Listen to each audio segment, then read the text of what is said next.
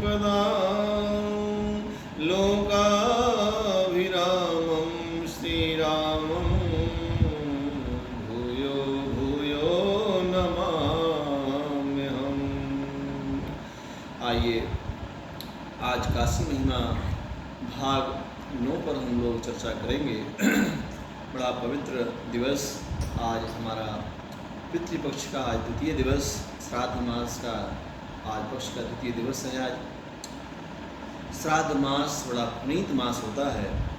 श्राद्ध हमारे पितरों का पक्ष है, हमारे पितरों का, पूर्वजों का, गुरुजों का पक्ष माना जाता है।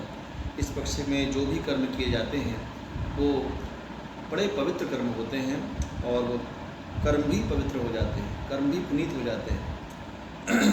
येषां क्वापि गतिर्नास्ति तेषां वाराणसी गति।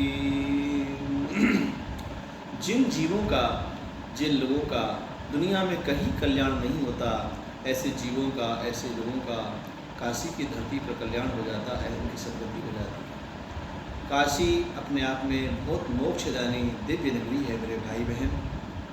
आइए एक काशी से जुड़ा हुआ प्रसंग है, हम आपको सुनाते हैं, उसको ध्यान से सुने हम लोग। हमें सत्य के ऊपर चलने का प्रयास करना चाहिए। जीवन में सत्य के समान कोई धर्म नहीं है। मानस में गोस्वामी जी बोलते हैं, धर्म न दूसर सत्य समाना, धर्म न दूसर सत्य समाना। सत्य के समान कोई धर्म नहीं माना गया है। सत्य का आचरण करते हुए महाराज हरिश्चंद्र ने एक बार स्वप्न देखा था। अयोध्या के चक्रवर्ती सम्राट महाराज हरिश्चंद्र, उनको स्वप्न आया। स्वप्न में उन्होंने अपना राजपाट सर्वस्व निछावर कर दिया, किसी ब्राह्मण को दान में दे दिया। दूसरे दिन जब राज दरबार में पहुँचे तो वो बिना मुकुट के ही राज दरबार में आते हैं। मंत्रियों ने सोचा आज राजेंद्र बिना मुकुट लगाए आज कैसे दरबार में आ गए, क्या कोई भूल गए हैं, क्या उनसे कुछ भूल हो गई है। लेकिन बाद में उन्होंने सारे मंत्रियों के साथ परामर्श किया और कहा कि आज मैंने एक स्वप्न देखा है और स्वप्न में मैंने अपना सारा राजपाट एक ब्राह्मण देवता को दान में दे दिया है। इसलिए हम लोग सूर्यवंशी हैं, हम लोग जो कह देते हैं वो करते हैं।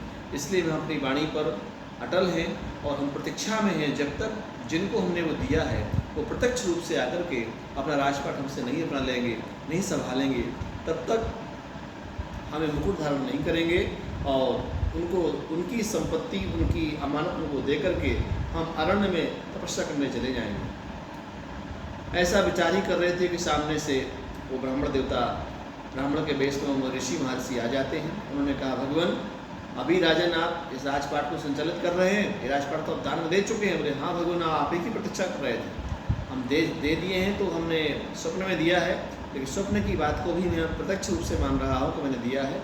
और आप आइए, आप आ ही गए हैं तो अपना संकल्प कराइए और अपना संकल्प के द्वारा आप जो भी राजपाट मेरा है आप प्राप्त कर लीजिए। राजा ने अपना राजपाट सब ऋषि को दे दिया और देने के बाद जब उन्हें संकल्प करा दिया तो संकल्प की दक्षिणा उन्होंने मांगी है महाराज हरिश्चंद्र से। तो हरिश्चंद्र ने कहा, भगवान अभी तो हमारे द्वारा, मेरे पुरुषार्थ के द्वारा अर्जित जो संपदा थी वो आपने मुझसे प्राप्त कर ली, मुझे कोई आपत्ति नहीं है। मुझे सहर्ष हमने हंसते हंसते आपको दे दिया। अब आप चाहते हैं कि संकल्प का दक्षिणा दिया जाए, तो मेरा शरीर अभी मेरे पास है और मैं इस शरीर को विक्रय करूँगा। बोले कहाँ विक्रय करोगे? बोले भगवान ब्रह्मावर्त, ब्रह्मा के द्वारा जो पृथ्वी है इस पे मेरा साम्राज्य है और ये हमने आपको दे दिया। लेकिन ब्रह्मा से पृथक एक अवनी है, एक पृथ्वी है जो काशी की धरा है, भगवान भोलेनाथ की पृथ्वी है। भोलेनाथ ने अपने त्रिशूल काशी बनाई है, उसी काशी नगरी में मैं अपने आप को विक्रय करूँगा, बेचूँगा।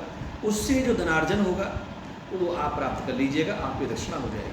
हाँ हाँ ठीक है, बहुत सुंदर, बहुत सुंदर, बहुत क्या बात राजन, आप धर्मात्मा हैं, धर्मज्ञ हैं, शास्त्र के मर्मज्ञ हैं और सत्य पर चलने वाले महापुरुष हैं आप, धन्य हैं आपके लिए। इसके बाद 30 दिन का समय मिला था और 30वें दिन महाराज काशी में आकर के अपने आप को, पहले अपने बेटे को, रोहित को, अपनी पत्नी तारामती को एक ब्राह्मण के यहाँ विक्रय करते बेचते हैं। और उन्होंने अपने आप को बेचने के लिए एक दौम्य बोली लगाई। डोम ने बोली लगाई। कहा जाता है काशी विश्व की सांस्कृतिक राजधानी है साहब, ये विश्व की आध्यात्मिक राजधानी है काशी। काशी ऐसी पवित्र नगरी के अंदर में और ऐसी पुरातन और सनातन नगरी के अंदर में आज भी कहते हैं, अर्वाचीन काल में इस बात को लोग बोलते हैं कि वाराणसी पूर्वांचल की बहुत बड़ी मंडी है। और उस जमाने में भी, सतयुग में भी वाराणसी बहुत बड़ी मंडी थी, जहाँ आदमी तो आदमी, राजा बिक जाते थे साहब। हाँ, और काशी की इस मंडी में, काशी के इस बाज़ार में, और जब महाराज की बोली लगी, हरिश्चंद्र जो सम्राट हुआ करते थे किसी ज़माने में, उनकी बोली लगी, और ख़रीदने वाला कौन था? आश्चर्य होगा हमको सुनकर के आके, खरीदने वाला कौन था? खरीदने वाला एक डोम था, एक मेस्तर, एक जमादार, एक झाड़ू लगाने वाला, उसने महाराज को खरीद लिया। यानी काशी की ये हैसियत है, ये क्षमता है, ये वैभव है कि बड़े बड़े सम्राटों की भी काशी में बोली लग जाती है मेरे भाई बहन। लेकिन सत्य के खातिर महाराज हरिश्चंद्र ने अपने आप को निछावर कर दिया। धन्य है काशी की उधरा, धन्य है राजा हरिश्चंद्र, जिन्होंने अपने आप को इस प्रकार से आहूत कर दिया कि मैं सत्य के इतर नहीं जाऊंगा, कुछ भी हो जाए। जैसे कि महाराज दशरथ जी ने जब महारानी कैकेयी जी को वचन दिया है, उसमें कहा है कि हमारे पूर्वजों की धवल कीर्ति है, हमारे पूर्वजों की धवल कीर्ति है कि प्राण जाए वर वचन न जाए, तो रघुकुल रीत सदा चली आई, प्राण जाए वर वचन न जाई। हमारी परंपरा है, हमारे सूर्यवंश की परंपरा, रघुवंश की परंपरा है। इस परंपरा में हम लोग प्राण देना पसंद करते हैं, लेकिन वचन से मुकरना ये पसंद नहीं है मेरे भाई बहन।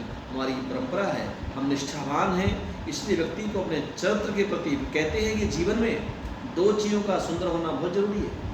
हम शारीरिक रूप से, हम फिजिकली, हमारा चित्र सुंदर हो, हमारा शरीर सुंदर हो, ये ठीक है, लेकिन हमारा चरित्र सुंदर हो ये ज़्यादा उत्तम है।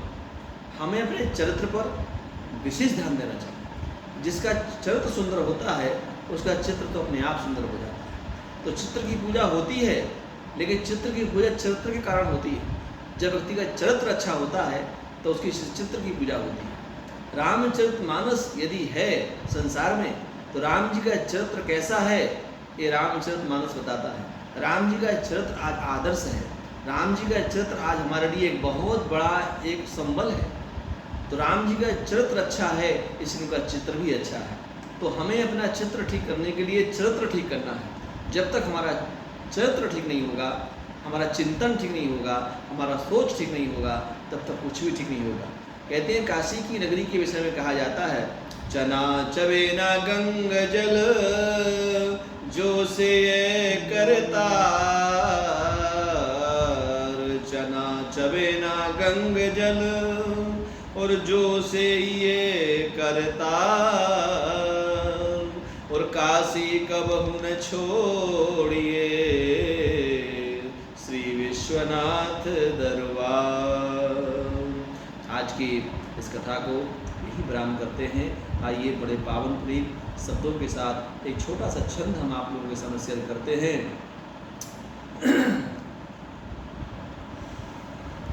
जिस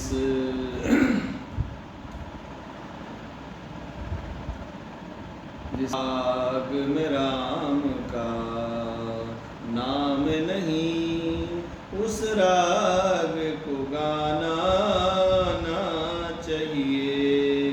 जिस राग में राम का नाम नहीं, उस राग को गाना ना चाहिए। विनय अस्त्र बनों में जाकर के, विनय अस्त्र बनों में जाकर के सिंह जगाना ना चाहिए। जिस राग में राम का नाम न हो, उस राग को गाना ना चाहिए, उस राग को गाना ना चाहिए। बेटी भी कितनी हो प्यारी, बेटी भी कितनी हो प्यारी, पर घर पे घुमाना ना चाहिए, पर घर पे घुमाना ना चाहिए।